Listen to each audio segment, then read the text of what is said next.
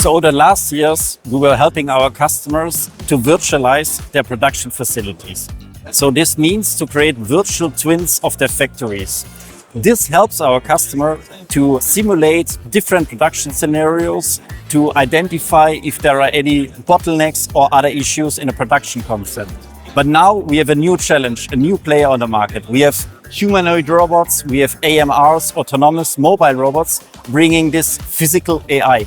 And now the goal is to integrate this physical AI also into the simulation to really predict the behavior of this physical AI in the real world.